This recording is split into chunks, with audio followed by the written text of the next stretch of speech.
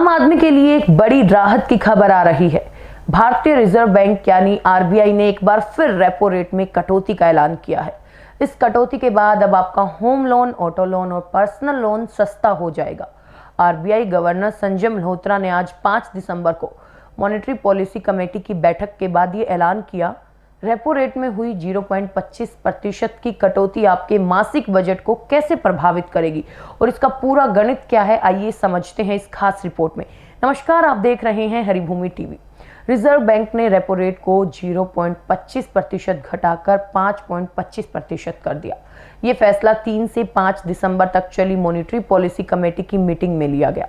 RBI जिस rate पर बैंकों को लोन देता है उसे रेपो रेट कहते हैं। आसान भाषा में समझे तो जब आरबीआई रेपो रेट घटाता है तो बैंकों को कर्ज सस्ता मिलता है। बैंक ये फायदा ग्राहकों तक पहुंचाते हैं, जिससे होम और ऑटो जैसे लोन 0.25% तक सस्ते हो जाते हैं और आपकी मासिक किश्त यानी ईएमआई घट जाती है। इस कटौती का सीधा फायदा नए और मौजूदा दोनों तरह के ग्राहकों को मिलेगा। यदि आप 20 साल के लिए 20 लाख का लोन लेते हैं तो आपकी ईएमआई लगभग 310 रुपये घट जाएगी और 20 साल में बचत बढ़कर करीब 74,400 रुपये तक हो सकती है। इसी तरह 30 लाख के लोन पर आपकी ईएमआई में हर महीने करीब 465 तक की कमी आएगी और ये कटौती ना सिर्फ आपकी मासिक बचत बढ़ाएगी बल्कि इससे बाजार में हाउसिंग डिमांड भी बढ़ेगी। ब्याज दरें कम होने से ज़्यादा लोग रियल एस्टेट में निवेश करने के लिए प्रोत्साहित होंगे, जिससे रियल एस्टेट सेक्टर को एक नई ऊर्जा मिलेगी।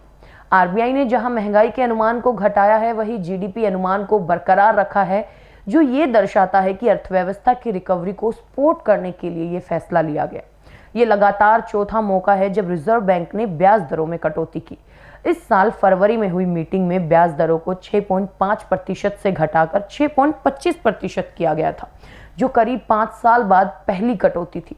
इसके बाद अप्रैल में दूसरी बार 0.25% की कटौती हुई। जून में तीसरी बार दरों में सबसे बड़ी कटौती 0.50% की गई और अब दिसंबर में एक बार फिर 0.25% की कटौती की गई। इस तरह मॉनेटरी पॉलिसी कमेटी ने इस साल में अब तक कुल मिलाकर 1.25% तक ब्याज दरें घटा दी हैं। लेकिन सवाल उठता है कि आरबीआई रेपो रेट बढ़ाता या घटाता क्यों है? दरअसल किसी भी सेंट्रल बैंक के लिए पॉलिसी रेट महंगाई से लड़ने का एक शक्तिशाली हथियार होता है। जब महंगाई बहुत ज़्यादा होती है तो आरबीआई रेपो रेट बढ़ाकर इकोनॉमी से मनी फ्लो को कम करने की कोशिश करता है। इससे बैंकों का कर्जा महंगा होता है और ग्राहक कम लोन लेते हैं, जिससे डिमांड में कमी आती है और महंगाई घट जाती है। इसके विपरीत जब इकोनॉमी बुरे दौर से गुजरती है तो मनी फ्लो बढ़ाने के लिए रेपो रेट कम कर दिया जाता है।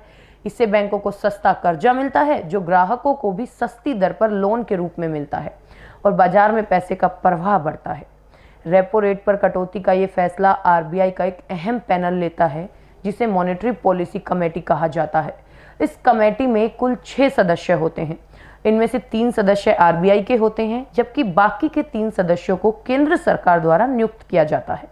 आरबीआई की महत्वपूर्ण मीटिंग हर 2 महीने में आयोजित की जाती है। बीते दिनों रिजर्व बैंक ने वित्त वर्ष 2025-26 की मॉनेटरी पॉलिसी कमेटी की बैठकों का शेड्यूल भी जारी किया था, जिसमें इस वित्तीय वर्ष में कुल 6 बैठकें होनी हैं।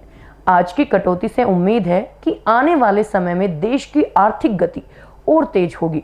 तो ये थी आरबीआई की ताजा तरीन कटौती से जुड़ी खबर, जिसका सीधा असर आपकी जेब पर पड़ने वाला है। इस खबर पर आपकी क्या राय है और आपको क्या लगता है कि ये कटौती पर्याप्त है? हमें कमेंट बॉक्स में लिखकर जरूर बताएं।